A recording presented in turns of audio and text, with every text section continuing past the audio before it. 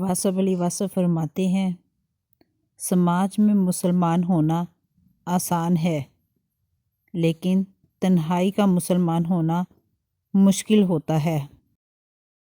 اپنی ہستی سے زیادہ کام کرنا ہلاکت ہے، اور اپنی ہستی سے کم کام کرنا بددیانتی ہے۔ گناہوں میں مبتلا انسان کا دعاؤں پر یقین نہیں رہتا۔ اس دوست کا گلہ کر رہے ہو جو دھوکہ دے گیا، گلہ اپنی عقل کا کیا کرو جو ایک دھوکے باز کو دوست سمجھتے رہے۔ جو شخص اللہ کے ساتھ حساب نہیں کرتا، اللہ اس کے ساتھ حساب نہیں کرتا۔ اللہ سے دوستی کرنی ہے تو اس کے دوستوں سے دوستی کر لو۔ ترقی خوبصورت اثاثوں کا نام نہیں، ترقی خوبصورت احساس کا نام ہے۔ جھوٹے کے لیے یہ سماج جھوٹا اور سچے کے لیے سچا ہے۔ سوال دانائی کیا ہے؟ جواب دانا کی تابعداری۔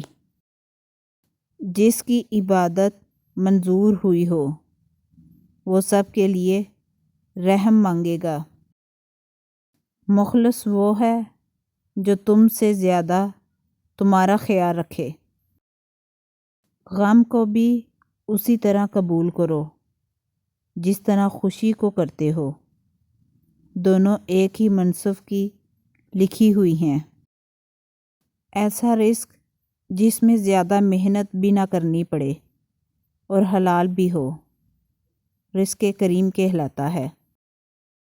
ہم اپنی اولاد کو بہت کچھ سمجھانا چاہتے ہیں لیکن وہ نہیں سمجھتی۔ ہماری اولاد بھی ہمیں بہت کچھ سمجھانا چاہتی ہے لیکن ہم نہیں سمجھتے۔ گناہ ہر اس عمل کا نام ہے جو تمہارے لیے نقصان دہ ہے۔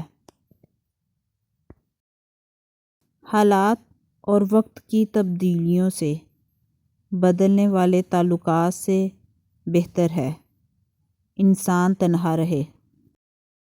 اپنی ہستی سے زیادہ اپنا نام نہ پھیلاؤ، نہیں تو پریشان ہو جاؤ گے۔ برائی دعا پر سے اعتماد اٹھا دیتی ہے، اور جو دعا کے قریب نہیں جا سکتا وہ خدا کے قریب نہیں جا سکتا۔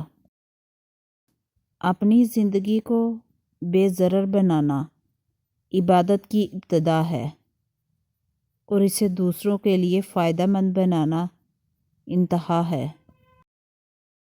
تمہاری جو حالت تنہائی میں ہوتی ہے وہی حالت قبر میں ہوگی۔ عام آدمی اپنی ذات کے لیے باعث رحمت نہیں ہو سکتا، اور سرکار دو عالم صلی اللہ علیہ وسلم پوری کائنات کے لیے باعث رحمت ہیں۔